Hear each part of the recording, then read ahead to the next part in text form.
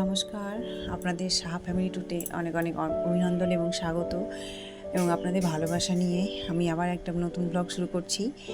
তো আজকে চলুন একটু ব্লগটা অন্য রকমের হোক।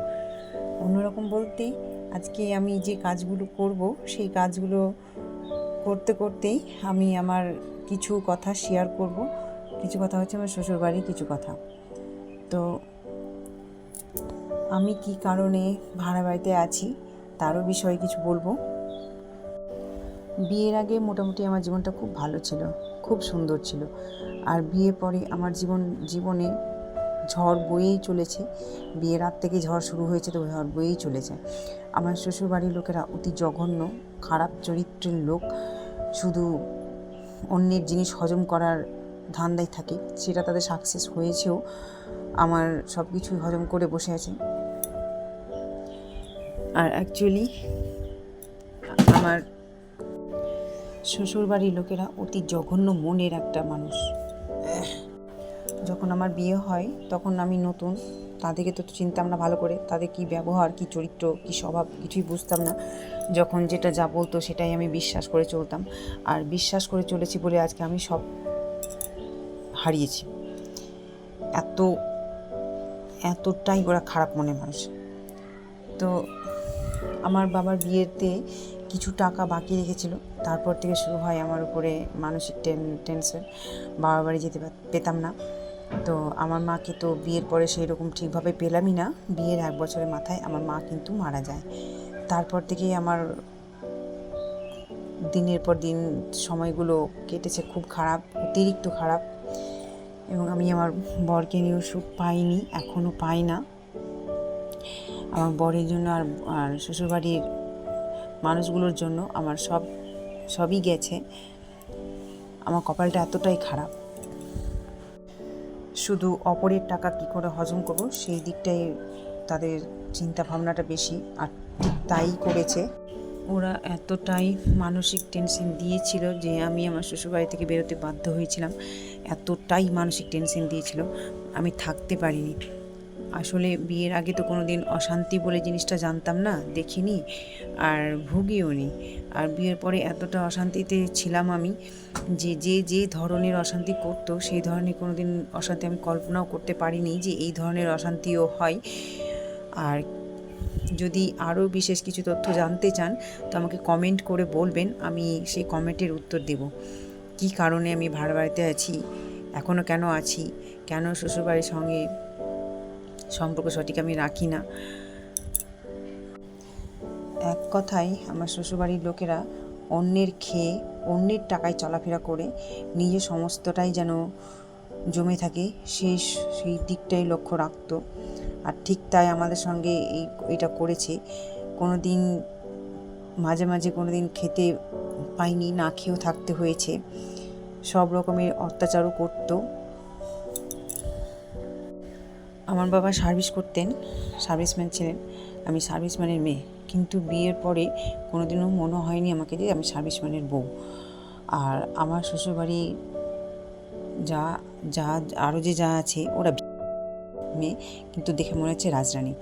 আর এতটাই ওদের মানসিক চিন্তা খারাপ, ছোট ঘরের মেয়ে থাকলে যা হয় আর কি। তো আমি ওদের সবসময় ফাঁদে পা দিয়েছি, বিশ্বাস করে চলেছি। তো যাই হোক, এই যে কথা বলতে বলতে আমার রান্নাও হয়ে এসেছে। এদিকে আমার ছেলে সৌভিকও কষা মাংস নিতে এসেছিলো একটু আগে। তো কষা মাংস দিয়ে জলখাবারটা খেলো, আর মিঠি স্নান করাও হয়ে গেল। এদিকে আমার মাংসের ঝোল ফুটছে, রান্নাও হয়ে গেল। তো যেটা বলছিলাম, আমার ছেলে সৌভিক হয়েছিল। তো আমার বর তো চাকরি করতো, তো আমার বরের সমস্ত টাকাই ওরা নিত। তখন একসাথেই ছিলাম, বড় জয়েন্ট ফ্যামিলি। আমার বরের আর 4 ভাই। আর তখন আমার দেওরের বিয়ে হয়নি।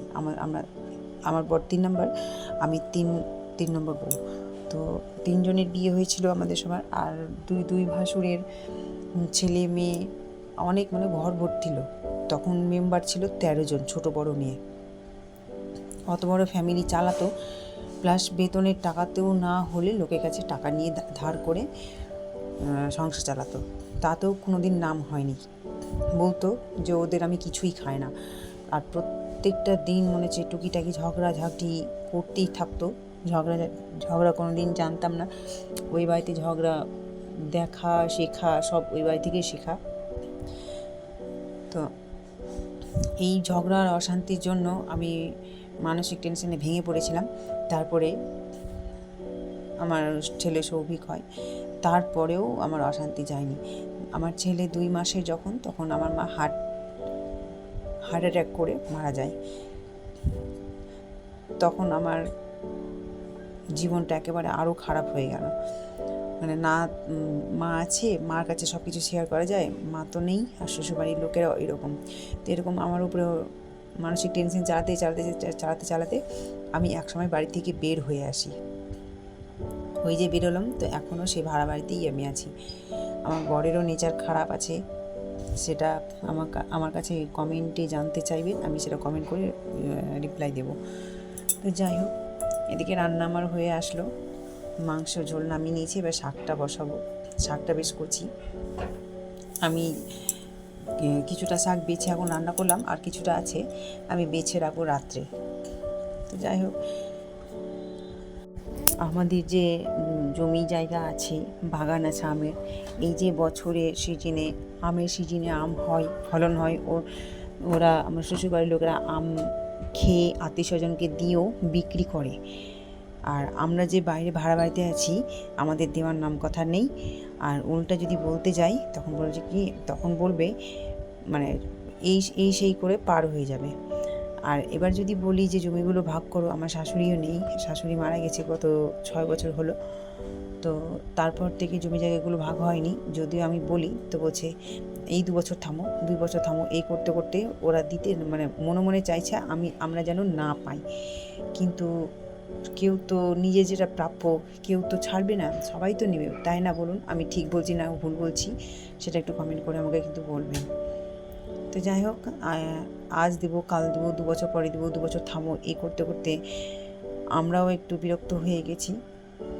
তো কি করব, কিভাবে নিব, একটু আমাকে প্লিজ জানাবেন যদি পাই কোনো রকমভাবে। কারণ ওরা তো দিতে এখনও চাইছে না, ওদের মোটিভটা হচ্ছে যে না দিলেই ভালো আছে, আমরা সবটাই পেয়ে নিব। সবসময় ওদের ধান্দা হচ্ছে অন্যের জিনিস মেরে নেওয়া। যখন ওই বাড়িতে ছিলাম তখন আমাদের বেতনের টাকা তো নিতই, কোথাও আত্মীয় স্বজনের বাড়ি বিয়ে বাড়ি হলো সেই টাকাও নিত। এবং আমার ছেলে যখন একটু বড় হলো, যখন হরলিক্স খাওয়াতে লাগলাম বা কমপ্লেন খাওয়াতে লাগালাম, তখন যদি খাওয়াতাম সেটার জন্যও আমাকে বলতো ওই তো বর ওরা তো খাওয়াবে, আমরা তো গরিব, আমরা তো খাওয়াতে পারবো না, এইভাবে ঠেস দিয়ে কথা বলতো। সেটাও একটা বিরক্তিকর ছিল। এইভাবে কথা শুনতে কার ভালো লাগে? শুধু এই কথা না, আরও অনেক ধরনের কথা বলেছিল, যেগুলো কথা আমি কোনোদিন শুনিনি। যে একটু আগে বললাম, কোনোদিনও কল্পনা করিনি, শুনিনি। তো যাই হোক, আমার রান্না কমপ্লিট হয়ে গেল, এখন আমি গ্যাস মুছবো। আজকে শুধু রান্না প্লেন সিম্পল করলাম, মাংস ঝোল আর শাক। তো আজকে রান্না বান্না এইটুকুই করলাম, আর আমার কিছু কথা শেয়ার করার জন্যই এই কাজগুলো দেখালাম। তো যাই হোক, আরও অনেক কাহিনী আছে, ধীরে ধীরে আপনাদেরকে বলবো। আর কী শুনতে চান, কিভাবে আপনাদের কাছে উত্তরটা পাবো, একটু আমাকে কমেন্ট করে জানাবেন। তো আমি এই যে গ্যাস মোছার জন্য আমি সার্ফ দিয়ে মুছি। সার্ফ কিছুক্ষণ জলে ভিজিয়ে রাখলাম, ততক্ষণ আমার রান্নার কড়াইগুলো ধুয়ে নিয়ে চলে আসবো। তো যাই হোক, গ্যাসটা ঠান্ডা হয়ে যাবে। তো রান্নার বাসন ধুয়ে নিয়ে চলে এসেছি, আর এদিকে গ্যাসের ওভেনগুলো ঠান্ডা হয়ে গেছে। তো গ্যাসটা আমি মুছে নিচ্ছি। আর এইদিকে গ্যাসের কড়াইগুলো ধুয়ে জল উপর করতে দিয়েছি, কারণ ঝুড়িতে যদি রাখি তো টপ করে জল পড়ে, ওই যে সেই ঝুড়ি, ওই জন্য জলটা আমি উপর করে নিংড়ে নিই, তারপরে আমি গ্যাস মুছি, তারপর ঝুড়িতে রাখি। তো যাই হোক, এই যে রান্না করার পরে উপরে যে তেল ছিটে পড়েছে, প্রত্যেকটা দিনই এইভাবে সার্ফে জল দিয়ে যদি মোছা যায় তো তেল ছিটা হয়ে থাকে না, আর ফ্রেশও থাকে। আর আপনারা যদি মনে করেন যে 1 সপ্তাহ পর আমি সার্ফে জল দিয়ে মুছবো, তাহলে তেল ছিটা হয়ে থাকলে একটু উঠাতেও কষ্ট হয়। তো আমি প্রত্যেকটা দিনই এইভাবে মুছে নিই, পরিষ্কার পরিচ্ছন্নতা থাকাই ভালো। তো গ্যাসের সঙ্গে সঙ্গে প্রত্যেকটা ঘরের উপর থেকে যতটা টাইলস বসানো আছে ততটাই আমি মুছে নেওয়ার চেষ্টা করি। তো আজকে এই গল্পটা আমি এটুকুই করলাম। প্রথম বাড়ি ছেড়ে আমি গিয়েছিলাম বাবার বাড়িতে 5-6 মাস ছিলাম। তারপরে গিয়েছিলাম স্কুলের কাছে, ওর যেখানে চাকরি করে সেখানে নিয়েছিলাম ভাড়া। কিন্তু স্কুলের জায়গাটা মুসলিম এলাকা, আমাকে থাকতে খুব খারাপ লেগেছিল, থাকতে ভালো লাগেনি। তারপরে আমি আসি মালদায়। তখন মালদায় সেটেল হয়েছি, ছেলে মেয়েকে মালদায় ভর্তি করেছি। ছেলে তো মাধ্যমিক দিল, 76% মাধ্যমিকে পেয়েছে। তো যাই হোক, এখন মালদাতেই আছি, বেশ ভালোই আছি। ভালো আর কোথায়, আমার কপালে তো কোনোদিন সুখ বা শান্তি লেখাই নেই। যেখানে বলে না, যেখানে মানুষ যায় সেখানে কপালকে সঙ্গে নিয়ে যায়, সেই ব্যাপারটা আমার। এই জন্মে বোধহয় আমি আর সুখ পাবো না, শান্তিও পাবো না, এটা আমি বুঝে গেছি ভালো করেই। কিন্তু ঠাকুরকে নিয়ে চলি, ঠাকুরকে সবসময় বলি একটু সুখ দাও, একটু শান্তি দাও, মানুষের যেটুকু পাওয়ার সেটুকুই দাও, আমি লোভ করি না, আমার যেটুকু আছে সেটুকু নিয়েই থাকতে চাই। কিন্তু ভগবান যেদিন ইচ্ছা হবে ভগবান সেদিন দিবেন, তাই তো? ভগবানের উপর দিয়ে তো যাওয়া যায় না। ভগবান সেটা আমাকে জন্মের আগে থেকেই লিখে পাঠিয়েছে যে আমার সঙ্গে এই হবে ওই হবে, তো ওই নিয়েই চলছি। তো আগের তুলনায় একটু হলেও জানি না ঠাকুরের দয়ায় ভালো আছে কি না। তো আমি শ্রীমনগর ঠাকুরের ভক্ত, তো আমি সবসময় ঠাকুরের কাছে প্রে করি বা প্রার্থনা করি যে এই জন্মে যদি না হয়, এর পরের জন্মে যেন আমি সুখ বা শান্তি নিয়েই জন্মই। কারণ মানুষের একটা অশান্তি যখন সহ্য আর হয় না, তখন আর কি করতে পারে, আর কি বা বলতে পারে। ঠাকুরের কাছে এতদিন প্রার্থনা করেই গেলাম, কিন্তু কোনো সাকসেস হয়নি। সেই জন্য ঠাকুরের কাছে আর কিছু বলি না, যে জানি বলেও কোনো লাভ নেই বা হয় না বা হবেও না। তো যাই হোক, এই যে সব কিছু রান্নাবান্না করে গ্যাস ট্যাস মোছা হয়ে গেছে, রান্নাঘরটা পরিষ্কার করে নিয়েছি। তো এই যে সবটাই পরিষ্কার করে নিলাম। তো আমি আজকে এই পর্যন্তই বললাম।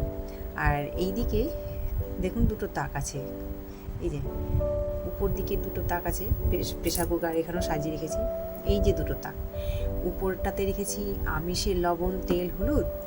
আর এই যে নিচটা আছে, নিচেরটাতে আছে, না সরি, উপরটাতে নিরামিষের লবণ, তেল, হলুদ আছে।